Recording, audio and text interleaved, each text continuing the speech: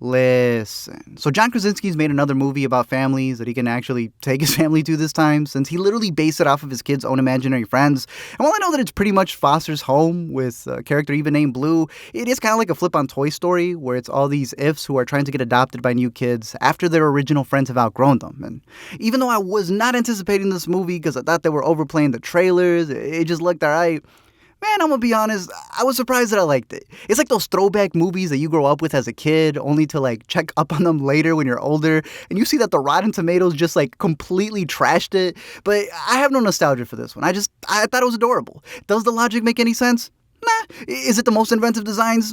Again, not really. But it has this childlike wonder and care that it worked for me even through its flaws. I know that they've been pitching it as a live-action Pixar, which is definitely a stretch, but I do think that it being live-action is probably the weakest part and probably would have worked better for people if it was fully animated. It even has the same composer as Inside Out, so you can say it played with similar emotional strings. But I do think it's worth renting for the family if the trailer piqued your interest, because there is a lot of actual trash family films out there. And, if I had LME cartoon babies, I'd actually watch this one again.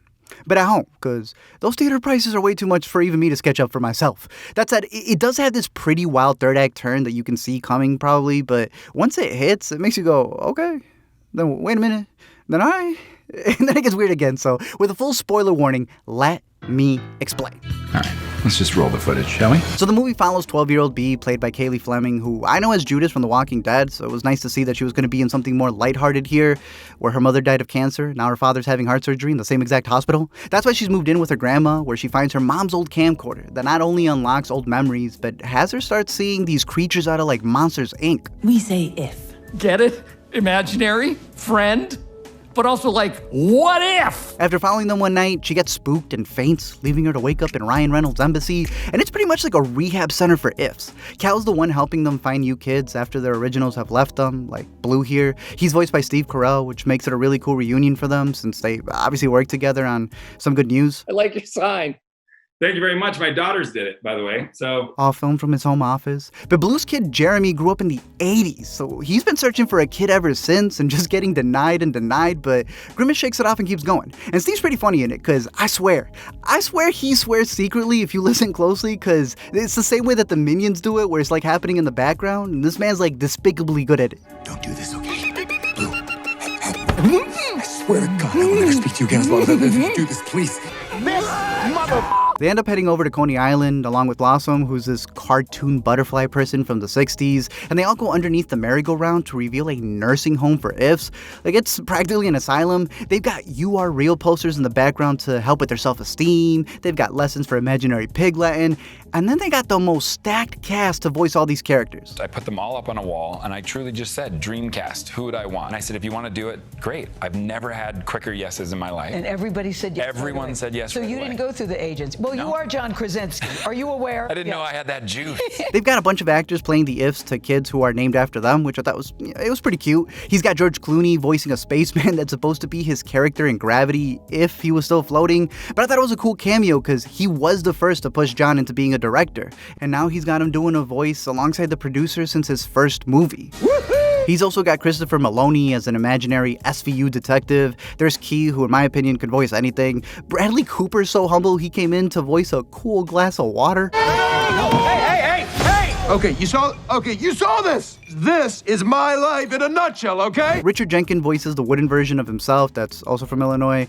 Amy Schumer farts as a gummy bear. And Brad Pitt has this blink and you miss a cameo because I don't know what it is with this man, but he loves playing invisible characters, especially if he's co-starring with Reynolds. Starting to see why I live alone.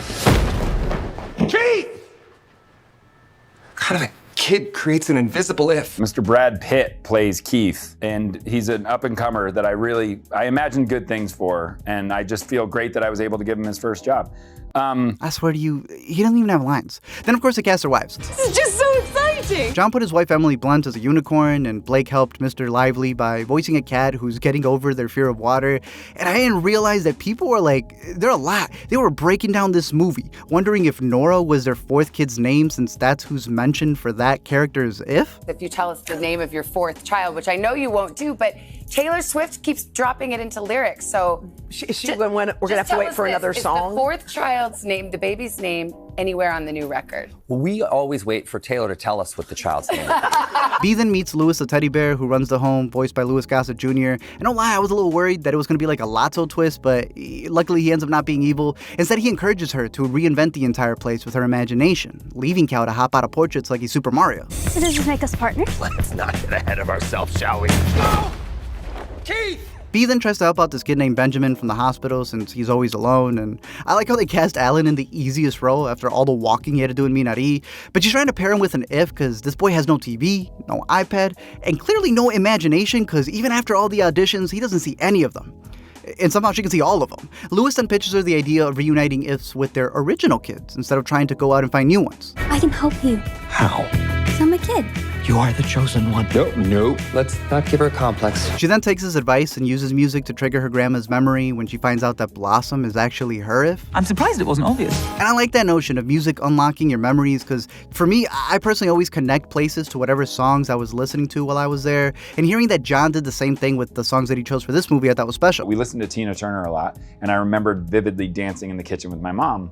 And I thought, I'm gonna put that in for my mom, but also I love that idea of generations hearing the music from the generations before them, and so that you love what your parents love, you love what your grandparents love, and I find that one of the most beautiful things about music is that you can hand it off to your own kids. They then go find Blue's dude named Jeremy, who's now full grown trying to do a business pitch. They end up using the smell of his childhood croissants to help him remember Blue and giving him that push for his meeting.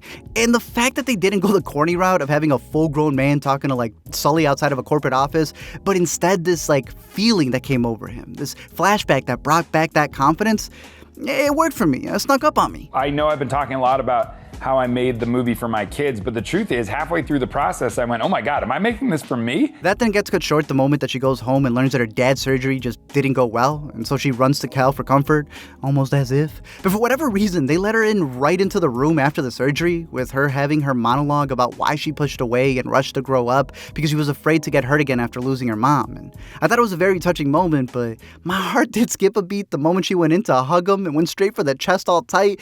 Like, that thing's still raw, girl. It was just open. More like terrifying. Now listen, I will admit that the rules of this world make no sense. I know that there's been some reviewers who wanted the Imaginary Friends movie starring an ever-burning marshmallow to be a bit more grounded, but for me it was the questions that left me with. I'm paying good cash, and this slime ball's taking up all the time. Like, who's collecting these funds? What's the turnover? What imaginary numbers are they working with? Numbers don't always add up. Who cares? Honestly, I just want to know what happens when there's like an overpopulation of ifs that don't fit under Coney Island. Do you guys think serial killers have imaginary friends, and that's who's telling them to do all the murdering? John? But in my head, their imaginary friends are saying, please don't do all the murders. B then goes back to the apartment only to find out that nobody lives there, and that's when her dad finally comes home right as the ifs have moved out, with all of them just vanishing. Then as they're about to leave her grandma's, John directs the girl to drop this old box that she hasn't touched since her mom's passing, revealing a drawing that she made with a figure named Calvin, cause it's been her if the whole time. One day, it's gonna make a hell of a story. That's why no one ever sees him and he can swear at kids. They mentioned earlier that they had met before when she was young. Louis even says his only job in life was to make you smile. They even dress alike, same mannerisms. And the only reason she forgot him was because she had let go of him after her mom's passing. And it was the camcorder that unlocked all those memories and set the whole thing off, with them finally embracing as he turns redder than Deadpool. But honestly, I don't know why he was moping the whole movie. If he got his goal from the jump, my Sixth Sense would have just kept him animated. Good luck, short stack. It's all up to you. No pressure. Hook and dagger! Hope this works. In the end, they do a montage of all of the adults reconnecting with their childhood. Benjamin finally imagines his own if, and the dad returns home just to get tripped up by his imaginary friend, Keith. Keith! I do appreciate how all of Krasinski's movies have been family movies. They just have, different MPAA ratings, but having this one be for his kids, I think is special. It's not the best direction since he is practically every character. He just gave all the actors line reads directly, but that also kind of makes it like a motion picture bedtime story that he made for them, even handling the puppets. He's literally the dad in the film, pushing his kids to never lose that spark, to always have that hope, and for that one day when he's not there to express those words, they can just press play. Because I always say that these ifs, they're not just adorable creatures, they're time capsules for our hopes, dreams, ambitions, everything we wanted to be.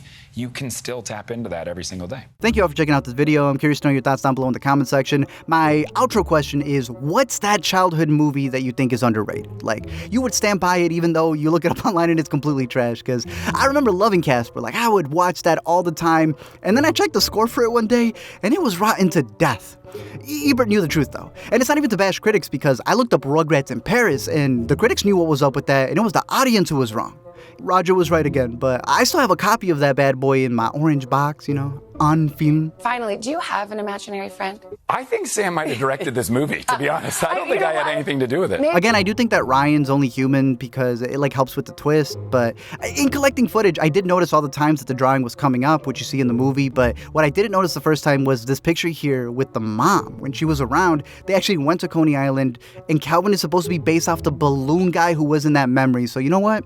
I'll give you that, Jonathan. In terms of real world ifs, man, I saw the movie Hide and Seek at a Blockbuster, like not even just a poster of it, and I took all the ifs in my household and I cast them out.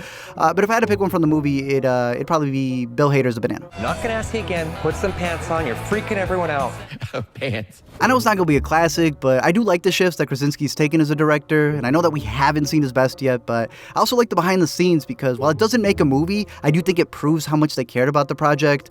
They had the studio hiring actually cool influencers, you know, people who actually influence, and they were using that marketing to help mom and pop shops to promote the movie. So to me, they did it right, you know, because this is coming from someone who pays for all of his movies. So I judge how studios use their budgets. Are you writing something now? I'm not right now. I'm talking to you, but I mean, sorry, dad jokes. Man, he really has gone full dad mode. Everybody knows that, like, he fathered so many sitcoms just off that stare. You know, Jim looked so Abbott can be seen. But the way he's always bringing up his kids, I think it's great. You know, he even talked about how they're his biggest critics that he wants to please, and I think it's cool that he made a movie to help them cope with whatever their biggest fears and stress are going to be. The bracelets? Yes. They look like the kind of thing my little girl would give me. Yes, I happen to know the jewelers, so I get a discount on these. My girls made these, and I put them in the movie. I wear them in the movie, and I've been wearing them every day on press. Yeah. Oh, I was going to ask if they were real, because you noticed them in the film. And yeah. Oh, so they really were Oh, made for by sure. them. Yeah. Oh, My kids' ifs are in the movie. They're actual imaginary friends. Other than that, let me know your thoughts down below on this movie or any others, what you want to see an LME on. And until next time, don't forget to comment, like, and subscribe, and that if will stop following you. No, but it's a cat. It's a cactopus. we're kidding. A pussy-kitty? A kitty, yeah, you know what I mean. Octopussy. Octopussy, yes. Sean I think Connery. that is Sean what it's Connery called. is also showing. It did not probably make is. that up. Yeah. I think you might have. Yes. Anyway. I have to leave. By the way, we're all canceled this morning.